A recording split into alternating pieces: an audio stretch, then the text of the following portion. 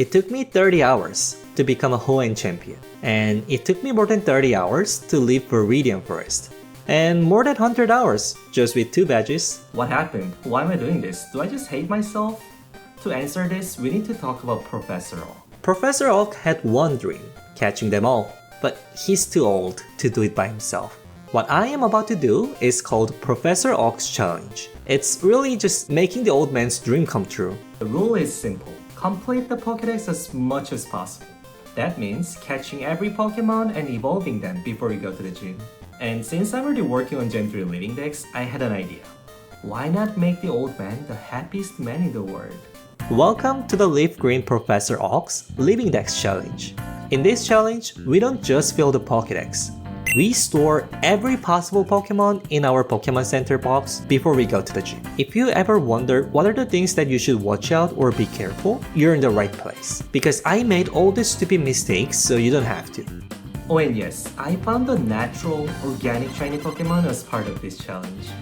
I hope you enjoy. After the Professor Oak's introduction and naming our character, adventure begins at Pallet Town. Professor Oak tells how dangerous it is out there, so we go to his lab first and reset the game for 30,000 times until we get a shiny Bulbasaur. There are so many reasons why Bulbasaur is the best starter in Gen 3, but first and the obvious reason is it evolves at 32, while the Squirtle and Charmander evolves at 36. And before heading out to Route 1, I went to the park instead because I loved my shiny Bulbasaur so much. I went there just for one reason, finding a yellow flower. And I found it. I named it as Shiny Venusaur Flower. After that, I got the parcel and I delivered to Professor Oak. He asked us to fill the Pokedex for him, and that's how the adventure to complete the Pokedex begins. After heading out, on Route 1, I got 2 Rattata, 3 Pidgey, and on Route 22, I got 2 Mankey and 2 Spearow. That's it. Now we are ready to enter the Viridian Forest. But before I go to the Viridian Forest, I spent all my money at shop. And let me stop here. This was my first mistake. It's about money. Money was a big problem in this challenge, and I bought potions and antidotes for some reason. Because, Viridian Forest has some poison. In the earlier game, money is very tight, and I needed to catch 17 Pokemon before the first gym badge. If I could go back in the time and can just change one thing in the past, no, I'm not buying Bitcoin. I will spend all my money buying Pokeball here. In Viridian Forest, we caught 3 Caterpie, 3 Weedle, and 1 Pikachu. That's it. That's all the Pokemon we need for this challenge. So what I need to do from here is just grinding the levels. First, I started with Bulbasaur. When the evolving time comes around, I went to the park so I can introduce my Bulbasaur to the shiny Venusaur flower. And with the flower watching, my shiny Bulbasaur evolved into the shiny Ivysaur. Then I start leveling up Pidgey. At level 18, Pidgey evolved into the Pidgeotto. Now the hard part began, evolving Pidgeotto to Pidgeot. And after hours of grinding, I was finally able to evolve it into Pidgeot. Since the hardest part of the section was completed, I came back to my lovely shiny Ivysaur and evolved it to the shiny Venusaur. As soon as I evolved it to the Venusaur, of course, I went to the park again, so my shiny Venusaur can say hi to the shiny Venusaur flower. But something was wrong. I couldn't find the shiny Venusaur flower. I was very sure that this is the place where the Venusaur flower should be, but I couldn't see it. It seems like someone killed my Venusaur flower, or it just died. I could see the last leaf of the shiny Venusaur flower, so me and my Venusaur said goodbye to shiny Venusaur flower, and they could never see each other. After coming back to home, I evolved Rattata to Raticate, Mankey to Primeape, Spearow to Fearow, Weedle to Kakuna, Kakuna to Beedrill, Caterpie to Metapod, Metapod to Butterfree. That completes the Pokedex at 19 Pokemon, the maximum number of Pokemon we can have. And this means I completed pre-batch 1. After completing everything, I was at 30 hours mark. Was it worth it, grinding 30 hours in a forest? I don't know, but if you enjoyed and liked it, I think it's worth it. Now it's time for the first gym battle. If I were broke, I'd be very upset seeing weird color Venusaur as first gym leader, but it felt good. It's time to be in the next section. After the grinding in Viridian Forest, you'd think pre-batch 2 would be easier, right? Yeah, not really. On Route 3, we see some new Pokemon. I caught 3 Nidoran female and 2 Jigglypuff, and spent my last $500 on a Magikarp. At this point, I had 0 money left. So, do I go to Mountain Moon? No, because I needed 3 Nidoran male, and I couldn't find a single one of them. The problem is that Nidoran male has just 1% encounter rate in this Route 3. The real problem is that I need 3 of them for my Living Dex challenge. It took me just an hour to find my first Nidoran male, which wasn't too bad. But oh boy, it's been 3 hours and I couldn't find the second one. At this point, my Nidoran female evolved to Nidorina 2 times, so I had to enter Mountain Moon, catch 2 Zubat, 2 Geodude, Paras, and Clefairy to came back to Nidoran male grinding because I ran out of Pokemon to level up. By the time I found my 3rd Nidoran male, I pretty much already completed Professor Oak's challenge up to this part already. Now let's get to the real fun part, the Moonstones.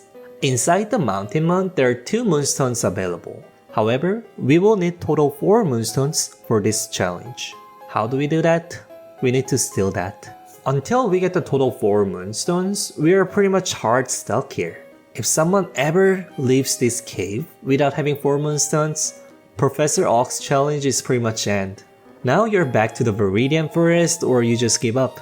On the bottom floor of the Mountain Moon, there's 6% chance that Clefairy shows up, and there's 5% chance that Clefairy has Moonstone. And the worst thing is that I made another mistake here. Actually, I don't even know if it's mistake or not. I tried to be smart, and I wanted to show you something cool. Pokemon here are mostly level 9 to 12. This means if I have level 12 Pokemon as my first Pokemon and then use Repel, then the only Pokemon I'm gonna encounter are Paras and Clefairy because that's the only level 12 Pokemon. It sounds promising, right? Well, that's what I thought. I was so excited about this idea, so to make this happen, I sold everything, even the Brock's TM, just to buy Pokeballs and Repel. I feel bad for Brock because maybe he was dreaming of giving this TM to the worthy trainer, and I just sold it. Well, life is hard, money is the big problem. So, did it work? Well, watch this and you tell me. It took forever to get a single encounter. What happened was, I was expecting I'm gonna face against wild Pokemon every just few steps, and it becomes either Paras or Clefairy. What really happened was, I barely got any wild encounters with Repels, and that is the Paras most of the time. When I was low on Repel, I had to reset game and repeat. Did it work? No, because I spent 4 hours and got nothing. I think what happened here was that Clefairy shows up as level 10 to 12 and combined all together is 6%. And because I limited to level 12 only, I think chance is a lot lower maybe? After 4 hours of being smart, I gave up and stopped using Repel for 2 reasons. First reason is maybe I'm gonna get random shiny Pokemon while grinding. Second reason is I actually saw more Clefairy without using Repel at the level 10 and 11. And I was right. After 2 hours of no Repel, I was able to steal 2 Moonstones. First Moonstone was from level 11, second Moonstone was from level 10. Finally, it's time to leave Mountain Moon and we can finally jump here. On Route 4, we catch 2 Sentru and enter Cerulean City. After saying hi to Rival, we head to the north, and we catch 2 Abra and 2 Bellsprout. Actually, never mind, we catch another Abra and another Spearow because we will need them for in-game trading later.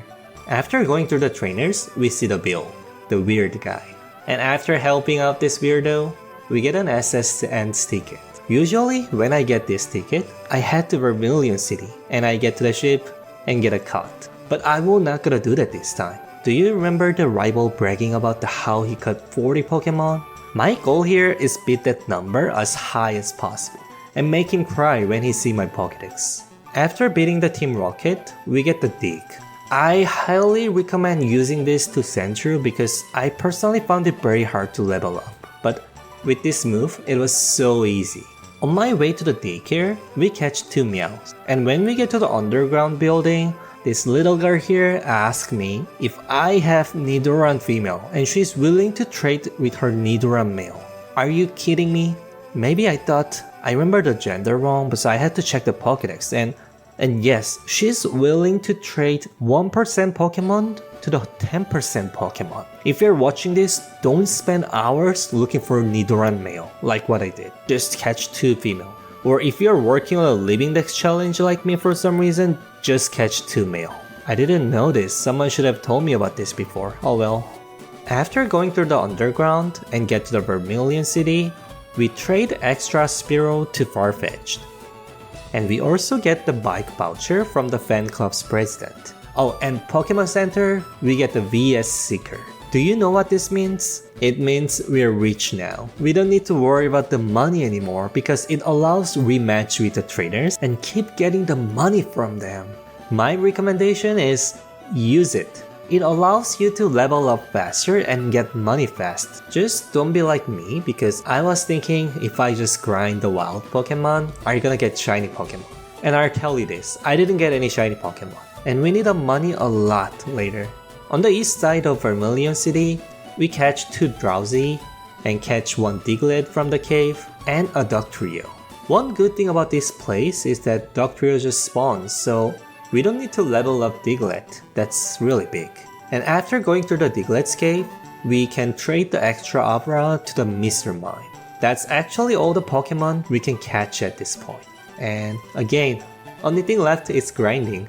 After hours of grinding, I evolved Zubat to Golbat, Geodude to Graveler, Paras to Parasect, Sandshrew to Sandslash, Abra to Kadabra, Bellsprout to Whipping Bell, Meowth to Persian, Magikarp to Gyarados, Nidoran male to Nidorino, Drowsy to Hypno. Then, I used the Moonstones to evolve Jigglypuff to Wigglypuff, Clefairy to Clefable, Nidorina to Nidoqueen, Nidorino to Nidoking. I was at around 50 hours mark around here, and that makes the Pokedex number to 51. And complete this pre-batch 2 section. Finally, it's time to challenge Misty. After saying hi to Misty, Misty just gave out the gym badge. Thanks. Also, before we start the pre-batch 3 sections, I actually realized I forgot something. Making Rival cry in the ship. Before I go to the SSN ship, I will only bring my Venusaur. I'll tell you the reason later. After entering the SSN ship, I realized that this ship has lots of trainers, which means lots of EXP, and I totally forgot about this. In case you're watching, just make sure you use this EXP in the right way. And it's time. I have 51 Pokemon, and Rival is just bragging about 40 Pokemon. Such a rookie numbers. I'm pretty sure Professor Oak will gonna get disappointed by his numbers. After making Rival cry, we get the cut HM. And here, I'll show you something really cool.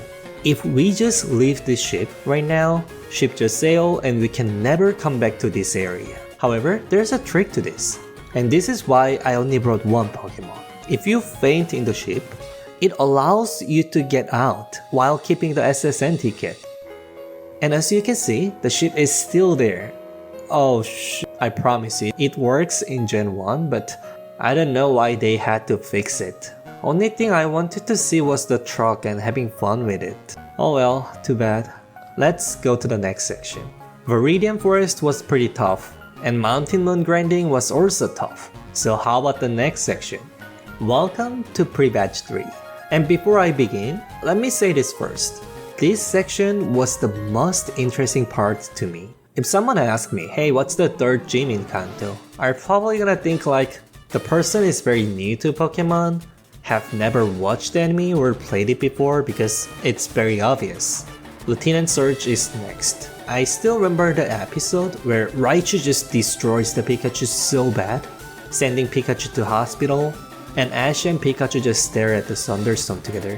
Well, they actually learned something really fast move and beat the Raichu with the speed in the end, but well, turns out Pikachu didn't really have to face Raichu at this point. By learning Cut after second gym, it actually opens up the most of the content, except the area we need to serve. This means we can challenge 4 gyms at this point. Lieutenant Surge unlocks Fly, Erika unlocks Strengths, Koga unlocks Surf, and Sabrina unlocks Rock Smash. Among these gym badges, Lieutenant Surge is most likely the last one, because who needs Fly if I can just bike everywhere? Koga is the one that we're gonna challenge as the third gym, because unlocking Surf means we can pretty much go anywhere. But before thinking about Koga, let's just catch Pokemon first. Since we can cut the trees now, let's first go back to the museum and get the fossil. Then let's get the Flash HM. Next, let's go to the Mystic Gym again and go to the east of the Cerulean City. We cut the tree, we beat the trainers, we catch 2 Volturf, and we go to the Rock Tunnel. Inside of the Rock Tunnel, we catch 2 Machop and an Onix.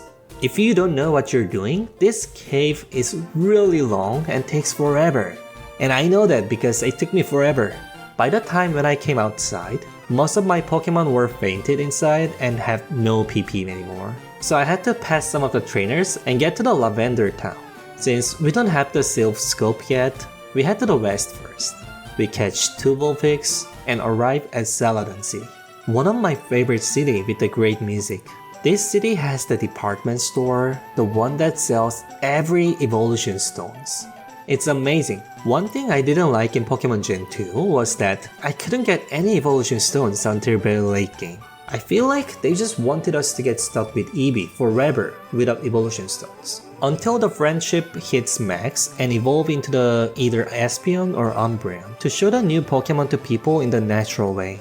I know I'm probably overthinking on that because Kimono Girls in the game actually shows different evolutions in the game, and that should be enough, right?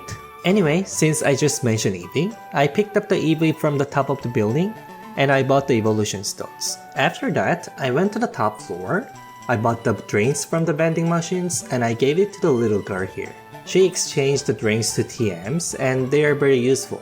And I made sure I buy an extra drink for the thirsty guard because I need to unlock the gates. After shopping at the department store, Game Corner was waiting for us. Do you remember I told you that we need money, right? Other Pokemon are available from other places, but Polygon. Game Corner is the only way to get Polygon and we need it as part of the pre-batch 3. However, I have a recommendation. Don't worry about this and just come back later because later you will gonna have enough money to just buy the coins and get Polygon. Don't be like me who spent an hour here and not getting much coins. This casino is rigged for sure. On the west side, we use Cut, we get to the duo. Then we start cleaning up the Team Rocket's hideout at the game corner. And in the end, we get the Silph scope. It's time. We now go back to Lavender Town. But on the way, somehow the guard here keeps saying he's thirsty. I wasn't too sure why he doesn't just take fresh water and drink it if he's thirsty. But it's what it is. I couldn't go here. We just go through the tunnel again and we head back to Lavender Town. Inside of the Pokemon Tower, we meet the rival who has just 5 Pokemons. Say hi, that's it. And inside of here, we catch 1 Ghastly, 1 Haunter, and 2 Cubone. Also, Pokemon Tower has something amazing. Do you remember this place? It's the place if you just walk in, you're fully healed. I will show you some of my favorite grinding spots later too, but this one I loved it because I don't need to go Pokemon Center, talk to nurse and hear ding ding ding dong sound and go back to grinding. Do you know what's the best? I can grind EXP and shiny hunt Ghastly at the same time. I just wanted to share my favorite grinding spot to everyone. Once we go upstairs, we destroy the Mother Cubone and we rescue Mr. Fuji from the top. Now, we got the Pokeflute. Means it's time to wake up the sleeping buddy. There are 2 Snorlax, west of the Celadon City and right below here, the Lavender Town. Let's just go to the one down below here, since we're already here. After playing the flute, Snorlax wake up and we catch it. We can also get the Super Load from this fishing guy here. After getting the Super Load, go straight down, beat all the trainers, and we can catch Ditto and 2 Venonat. Well, you don't need to catch 2 actually, just catch 1. After that, we arrive at Fuchsia City, the city of the Safari and Ninja. And welcome to the Sapphire Zone, the place where the time just disappears. My recommendation is do not rush to the hidden house to get the Silph HM because we will end up going there so many times later anyway. Let's start from area 1. It's time for fishing. Fish, lots of fish. Since I'm working on living decks, I need to catch 3 Dratini here. And while hunting for Dratini, I caught Golden, Seeking, 2 Slowpoke.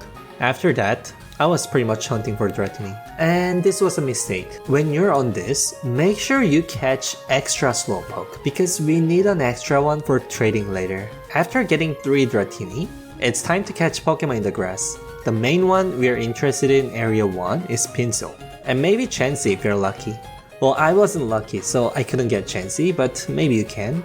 As part of this grinding, I caught 2 Execute, 2 Rhyhorn, and after some time, I was able to catch Pinsir and head to the area 2. Area 2 is pretty simple, you just look for Kangaskhan and be lucky.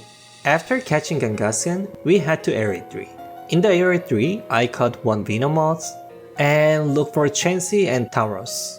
Chansey. Well, good luck because I needed some good luck. My recommendation here is just be lucky. I couldn't do that. I spent quite a bit of time here to catch Chansey. While grinding, I also pick up the gold tits and get Silph HM. And in the end, I got Chansey and Tauros. And that's it. Sapphire Zone is completed. After Sapphire Zone, I head the west of the Fuchsia City and went to the cycling road backward. It was pretty slow, not the one that I remember, but we can get the good road and catch another Snorlax. Now we're back to the Celadon City, and there is something we need to do here. Did you know that you can fish up the Grimer in Celadon City? I did not know that, and I wish I never find it out. Imagine a kid gets their super load, so excited to fish something cool in the city, and they get Grimer from the water. I'm pretty sure the developers felt bad about that because the spawn rate here is just 1%. And I'm here to catch that.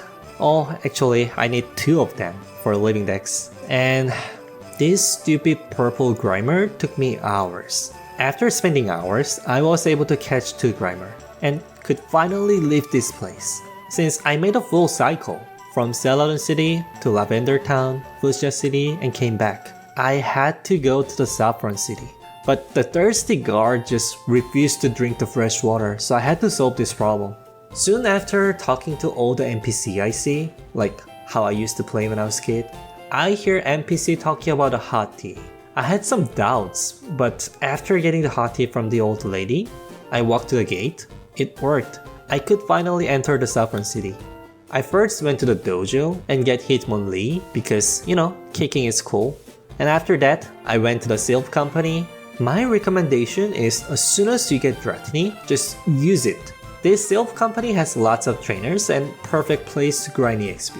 Inside of the Silph company, our Dratini evolves into Dragonair, and we meet the rival inside, and we get the Lapras. Then we say hi to Giovanni, and we get a Master Ball. This pretty much covers most of the pre-batch 3, but not yet. Let's go pick up some of the rest. We need more fish. I went to the Vermilion City. First, I used the good road to catch 2 Krabby. Then I used Super Load to catch 2 Staryu and 2 Horsey. Then I went back to the Fuchsia City once again, and I had to catch 4 Poliwags. Yes, 4 of them, because we need an extra one for training. Well, I didn't know about the extra one, so I actually had to come back later. That's it. That's pretty much all the wild Pokemon we can catch at this point. Now, another grinding starts. First, I just focused on leveling up Poliwag and Slowpoke. Poliwag is better, but Slowbro evolves at level 37. I have a recommendation. If it's water Pokemon, teach them Silph HM, go to this Lavender City and go to the north. The hikers here only have the rock type Pokemon, and it's a really great place to train the water Pokemon. Once they evolve into the Poliwhirl and Slowbro, I went to the Cerulean City. I traded my Poliwhirl to Jinx, and then I went to the Route 18 and traded Slowbro to Lickitung. Trading away Slowbro was very sad because it means I need to level up Slowpoke once again for living decks, and it evolves at 37. The good news is that's it. We have all the Pokemon we need for pre-batch 3. All we need to do is just spending time and evolving them. For level up grinding, I have another recommendation. If the Pokemon is strong enough, the cycling load is another great spot. But problem here is that Pokemon Center is really far away. The distance between the grinding spot and Pokemon Center really matters. Does this remind something to you? Because there's a grinding spot where you don't need to go to Pokemon Center. That's right. Pokemon Tower was my favorite spot to level up the weak Pokemon, because I could heal right away and I could shiny hunt Ghastly. Maybe I forgot to tell you, but Gengar is one of my favorite Pokemon. Only downside here is I cannot run, but it's not a big deal as long as I can get shiny Ghastly. I first started with the Stone evolutions because they're easy. I went back to Viridian Forest, I had to catch one more Pikachu, and I used the evolution stones to evolve into the Raichu. Execute to Executor, Whipping Bell to the Victory Bell, Vulpix to Ninetale, Staryu to Starmie, Eevee to Flareon because it's my favorite evolution, and the grinding start. After grinding for hours, I evolved Cubone to Marowak, Krabby to Kingler, Grimer to Mach, Slowpoke to Slowbro, Horsey to Sidra, Rhyhorn to Rhydon, Doduo to Dugtrio, Volturf to Electrode, Machop to Machoke, Dratini to Dragoneer, Poliwag to Poliwhirl. Then I used Waterstone to evolve it to the Poliwraths. Now we just need 2 more. This Dragoneer here, I leveled up this Pokemon only in Pokemon Tower because I had a feeling I could get shiny Ghastly as part of this challenge. And finally, this happened. I mean, yeah, it evolved to Dragonite. And thanks to all the grinding with the VS Seeker money, I had enough cash to just buy Game Corner coins, and I was able to just buy Polygon. That makes the Pokedex number to 103. The maximum number we can get at this point. This took me really long time, but it wasn't really too bad because first, it was a new way to play Pokemon for me, and it was quite satisfying, my Pokedex number going up. And I could think about a chance of shiny Ghastly all the time. After that, with the Dragonite, I went to the Ninja Master Koga, I said hi, and I took his badge. This means we can use Surf and we can go anywhere we want. We are now officially done with pre-batch 3, so let's begin the next section. If you can surf, what would be the first thing you'd do? For me, it's not even a question. I went straight to the power plant. And while surfing, I caught 2 Tentacle, and inside the power plant, I caught 2 Magnemite. And I was here to face Zapdos. As soon as I start the battle, I realized something. I only had 27 Pokeball, not a single Great Ball or Ultra Ball. I tried to make Zapdos fall asleep to increase the chance of catching. Tried again, but it didn't work. The more I failed, I actually felt good, and I thought I'm lucky. Imagine if I found the shiny Zapdos right here, and I only had 27 Pokeball. Oh my god, I don't want to think about that. So I just killed this Zapdos, and I had to reset the game. I went to the shop, I bought 99 Ultra Ball because I'm so rich, and I headed back to the Zapdos. Here, I made a mistake. Zapdos killed my Venusaur, so I just used Dragonite, just throwing Ultra Ball without any status move. I realized this after 37 Ultra Ball. As soon as I used Revive and switched to Venusaur, I was able to catch Zapdos on first try. I really should have done this earlier. I really hate how they made the legendary birds so hard to catch because it's one of the reasons why I couldn't catch most of them when I was a kid. They just decided to take critical hits so easily, and even when their body is burning, they just refuse to get into the ball and just choose to die. After catching Zapdos, it's time to go to the Cinnabar Island. But let's first go to the Pallet Town. We say hi to Mom, and we go to the grass right below the Pallet Town and catch Tangela. Mr. Mime used to live here in Gen 2, but not anymore. Then, we surf to the south, and we get to the Cinnabar Island. First thing first, we get the fossils and get Aerodactyl and Omnite. I really love Omnite, it just looks so cute. After that, now we go to the Pokemon Mansion. Inside the Pokemon Mansion, we catch 2 Coughing, and we read stuff about the Mewtwo. I couldn't read any of this when I was a kid, so it was really good to see this little bit background information about Mewtwo. Then we get the key from the basement. Now we head to the Seafoam Island, where the Articuno lives. Can we catch Articuno here? No, not yet, because it requires strengths. We are just here to catch 2 Seal. At this point, We caught all the Pokemon available at this point, and after spending times in Pokemon Mansion, we evolved Tentacle to Tentacruel, Omnite to Omstar, Coughing to Wheezing, and Seal to Dugong. We now completed Pre-Batch 4.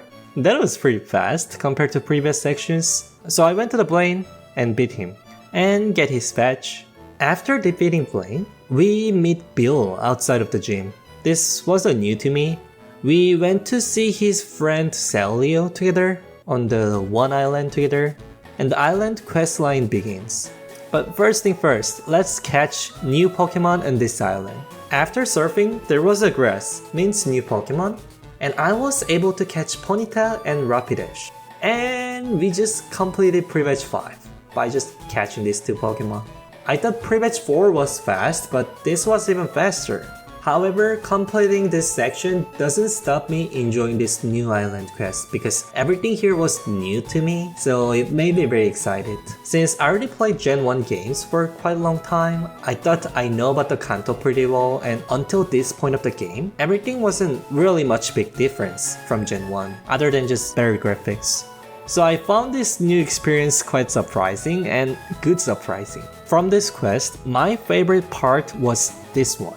I honestly expected Team Rocket to show up here, so I questioned why are they doing this with the little kid, because they are the groups making money off the Pokemon, not the children. So I laughed a little bit when I saw the hype note here. It's like it's to create some memes or something. I feel really bad for some hype note fans out there, if there are any. Anyway, after completing the questline, I came back to Kanto. It was time for gym battle, and I have 3 more choices. Routine and Surge, who unlocks Fly, Erika, who unlocks Strength, Sabrina, who unlocks Rock Smash. Of course, we picked the best gym of the 3. The old man wasn't lying, it's full of women, it was a great gym. After saying hi to all the women here, I said hi to Erika, and I got the gym badge. Now let's start the next section, Pre-Batch 6. Since now we can use Strengths, let's first go to the one island, and I was able to catch Magmar on the mountain and Moltres on top of the mountain. I learned my lesson from Zapdos. So my Dragonite knows Thunder Wave, and I had a lot easier time catching Moltres here. After that, I used Surf to get back to Seafoam Island. I pushed lots of rocks using Strengths, and I caught Articuno. Our Pokedex number is at 121 at this point, and this is the maximum number of Pokemon we can catch at this point, or until the post-game.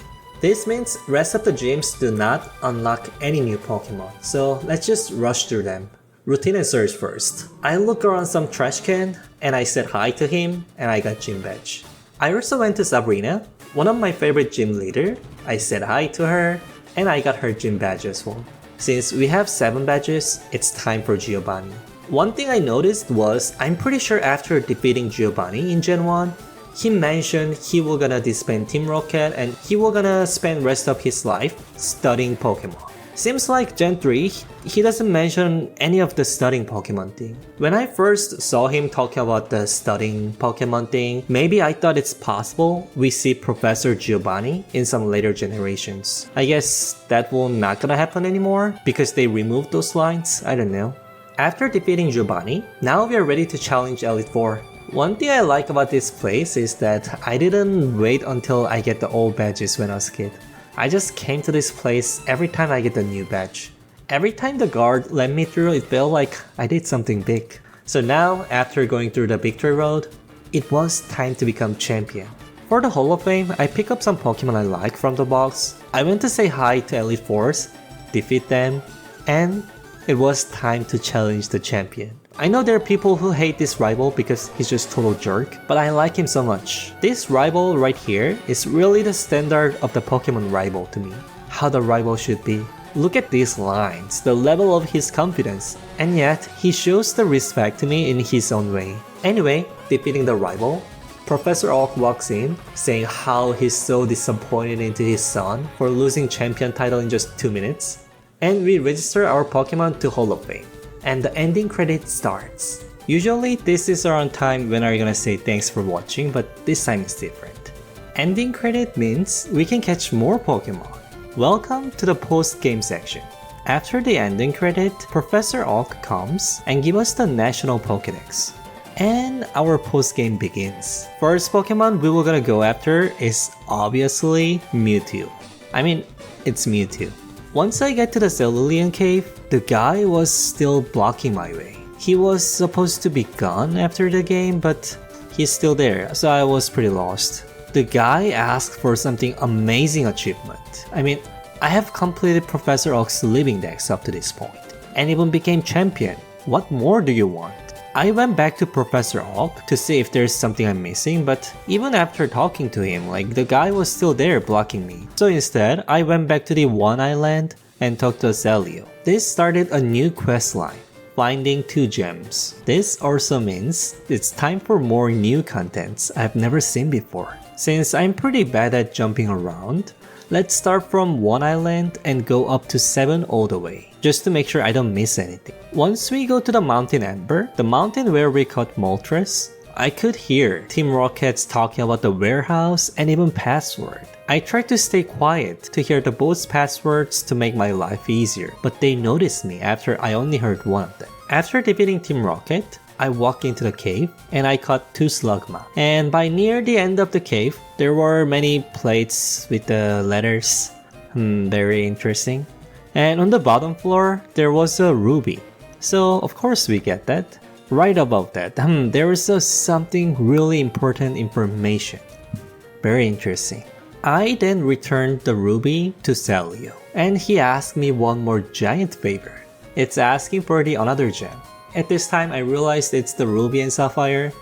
Pretty fun touch there. And now we can go to the more islands. Let's start from the island 4. As soon as we landed to the 4 island, our rival casually say hi and telling me some nice words to me and encouraged me to complete Gen 3 National Pokedex. As the rival says, this island has daycare, which means we can breed Pokemon and hatch egg. Usually Professor Oak challenge will only gonna require to breed Pokemon that I didn't get yet, but for Professor Oak's Living Dex challenge, this means we will need to breed few more Pokemon, especially the Venusaur line and the fossil Pokemon. Since breeding will take some time, let's just drop the Eevee and Ditto to daycare and come back later. By using the surf in the lake, I caught 2 Mariol, and inside of the Icefall Cave, I caught Sneasel and 2 Swinub. Then, I got the water for HM. Well, I needed a Pokemon to teach this TM, and thankfully, Mariol was in the party. Since Mariol can learn few more HM, I taught all of them as well. Welcome to the team! After using the waterfall, I saw the Misty Senpai, the Kanna, the freezing Elite Four. Seems like she was fighting with the Team Rocket, and she was using Ice Beam to the Team Rocket members. Ouch! Maybe it's better than Lance using the Hyper Beam to person, but still. After Team Rocket says they have a warehouse at 5 Island, they left, so let's just follow them. When I got to the 5 Island, I almost had a heart attack. Just watch this. I thought this was shiny, I really did, but it didn't shine. I hate this Pokemon now, why does it look like shiny sprite color?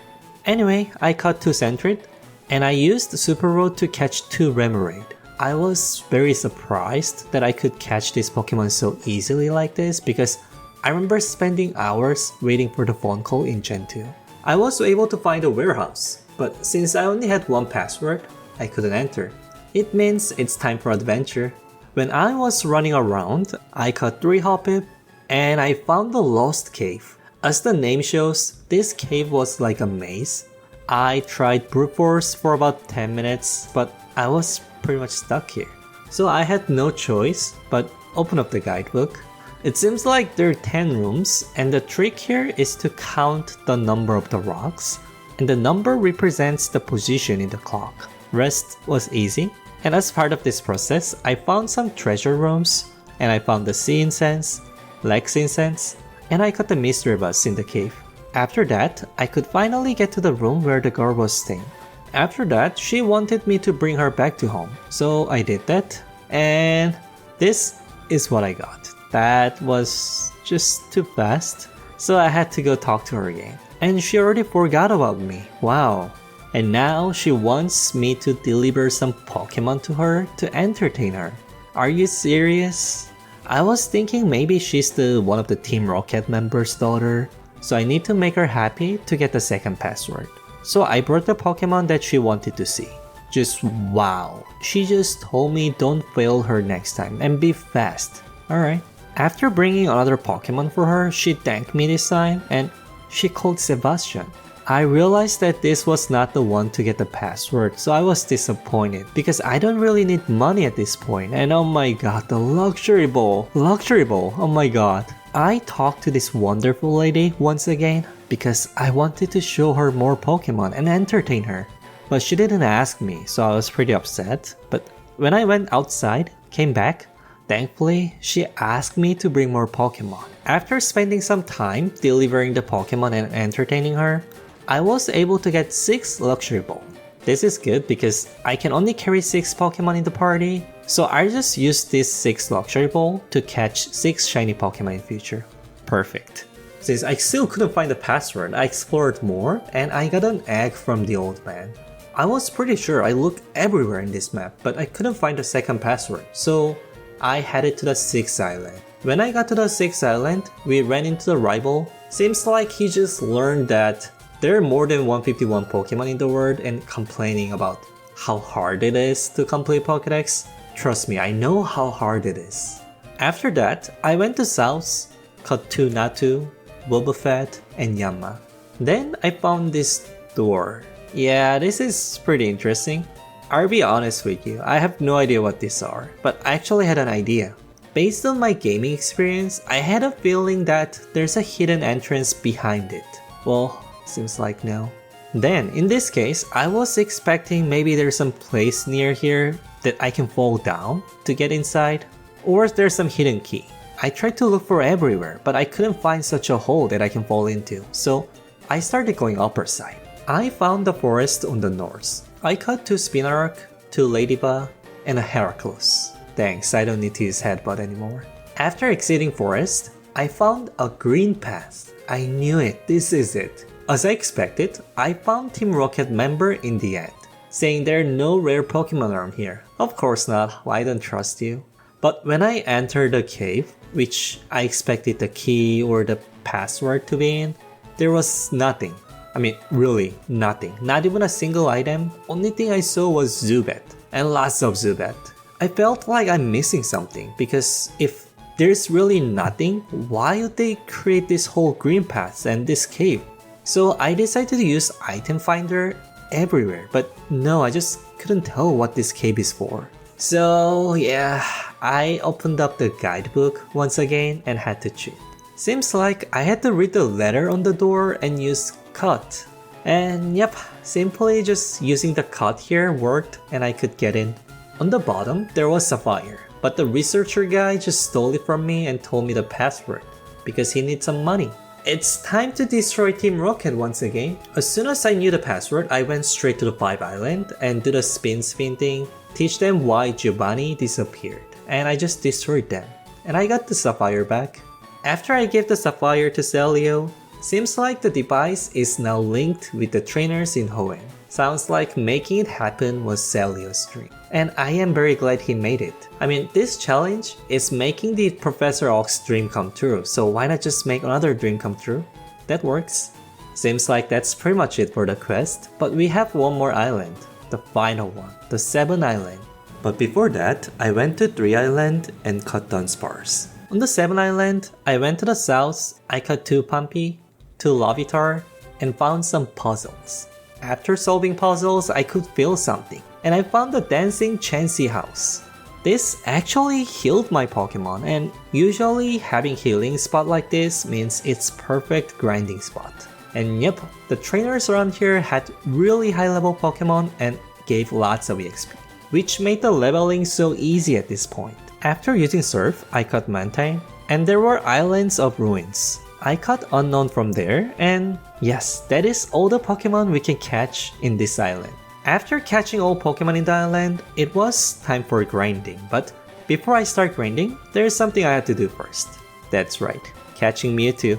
After completing the full quest, the guy who was blocking the entrance disappeared, so I was able to get to the Mewtwo. And yes, as always, Mewtwo is just really cool. Maybe it's just me, but I feel like this regular Mewtwo looks better than the shiny one, the green one. So I did not catch shiny Mewtwo on purpose and I got the regular one. Now that's it. It's time for grinding. And with the trainer battles from the Sevii Islands, leveling was really fast. I evolved Slugma to Magcargo, Marill to Azumarill, Swinov to Philoswine, Sandtrait to Ferret, Hoppip to Skiploom, Skiploom to Jumpluff, Remoraid to Octillery, Natu to Xatu, Spinarak to Ariados, Ladybug to Ladian, Pampi to Donphan, Larvitar to Pupitar, and Pupitar to Tyranitar. Also, I had the friendship Pokemon in my party, which helped me evolving Chansey to Blissey, Golbat to Crobat, Togepi to Togetic. What's left? Breeding, and lots of breeding. If you see my screen right now and cannot tell what's wrong with this, I have an amazing tip. Don't be like me on this screen, go catch Slugma with some flame body, because it reduced the number of the steps to hatch egg by half, and I didn't know that. After lots of biking, I was able to hatch 3 Eevee, Pichu, Cleffa, Igglybuff, 2 Bulbasaur, Sumachum, Magby, Ammonite, 3 Tyrogue, and with Sis Incense, I was able to hatch Azumarill, and with Lex Incense, I was able to hatch Wynaut. After shopping at the department stores to buy the evolution stones, I used them on the Eevee, I evolved Evolutions. We are almost there, but this Tyrogue evolution is a little bit tricky. It evolves at level 20, but if the defense stat number is bigger than attack, it evolves into the Hitmonchan. But if attack and defense are same, it evolves into Hitmontop. So I had to adjust the values by using vitamins, and I could evolve it into the Hitmontop and Hitmonchan. This made the Pokedex number to 170. We just need one more. That's right, I need to catch the dog to complete my Professor Ox challenge. However, there was a problem. In Generation 2, I had the dog in my Pokedex, so I had to just do some mathematics to find a place where I can meet them. But right now, I have no idea. For this specific information, the guidebook did not help, so I had to look up online. And answer was quite simple. Prepare around level 50 Pokemon, put it as first Pokemon, prepare lots of repel, and use them.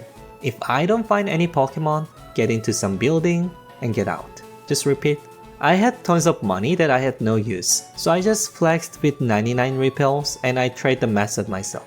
And boom! Under the 10 minutes, I already saw the dog. It's time for the Master Ball. That's it. With the dog, I have now completed Professor Oak's Living Dex challenge. Total 171 Pokemon. The maximum number we can get without the trading. I was so satisfied and I was sorting the box and I noticed something. Unknown. Did I still complete the Professor Oak's Living Dex challenge? Probably yes, because Professor Oak cares more about the Pokedex, but did I really catch every single Pokemon that's available in the game? Probably no. This challenge took me so much time, and if someone just watched my video and leave a comment like, "Hey, great job, but you didn't really catch all Pokemon, hehehe, there's unknown," oh, are you gonna be pretty angry? So I decided to catch them all, to truly catch all Pokemon in this game. And let me tell you something, I'm very glad I did it. I went back to the Sevii Island, and I started the unknown hunt. If you're watching my screen, I have one question. You are now watching me catching unknown, but can you really differentiate them? I cannot tell, and on top of that, I cannot even tell what are the ones I caught, what are the ones I'm missing. So I printed out this paper, I compare with the screen, and I crossed it out one at a time. I thought it will take quite a bit of time, but most of them were pretty easy to catch. I focused on completing the unknown decks as much as possible with the higher encounter rates first. And by the time when I almost completed, I had the low chance unknowns left. Yes, both were waiting for me. I believe they were all having 1% or 2%. Let's start with B. It took me just about 15 minutes, so I was able to catch B. So now I need O? So after spending about 10 minutes, I could catch O already. So I just needed, the question mark. This question mark really made me question a lot because even after spending 30 minutes, I couldn't find one. And around the 40 minutes mark, I could finally find the question mark. And at this point, I just needed one more. That's right. This one really took me a long time. It's been more than an hour and the time was late, but since it's my really the last one, so I stayed focused and finally, this happened. Yeah, that's right. I got Shiny Unknown. It's the Shiny Z. I couldn't believe what just happened. Honestly, I was pretty sad that I didn't find any random shiny Pokemon as part of this challenge. Because when I started this, I had a feeling that I'm gonna find some random shiny, like 3 or 4, but I found nothing. Only shiny I had was Venusaur, which I hunted for long. This Z here, it's my first natural organic shiny that just came to me for the first time in my life. Z, I love it. I used to like Dragon Ball Z. Maybe it has something to do with that. Unknown cannot learn any moves, so I have no idea what I should do with this, but I love it. I was just so happy with the Shiny Z, and before even I realized, I found the last one. And with that, I completed my Unknown Dex as well. Now, I officially caught every single Pokemon that's available in this game, with single game and no trading. This took me really long time, but I loved it. I honestly had a low expectation to Gen 3 remakes because I just expected it to be pretty much same, just with better graphics, but I was wrong. This remake was really good, especially the Sevii Island. I loved it so much. Also, playing this Professor Ox challenge gave me an idea. I have looked up what's required to complete Gen 3 Pokedex, and oh my god, it's so confusing. Like, these Pokemon are available in this game. Some are in this game, some are in that game, some are in this game. Pretty confusing, so I had an idea. I already caught every single Pokemon in Leaf Green. What if I just catch everything in Ruby or Sapphire and just combine them together? That will gonna pretty much cover most of the Pokemon and except just few outliers. Will this be an efficient way to complete Gen 3 Living Dex? Probably no, but will it be really more satisfying and easy to track down? Well, I think so. Also, Professor Oak still has some dreams in other regions too. Are you gonna come back to you with the Professor Oak's Living Dex challenge in Ruby or Sapphire? Thank you for watching and I hope you enjoyed. Bye.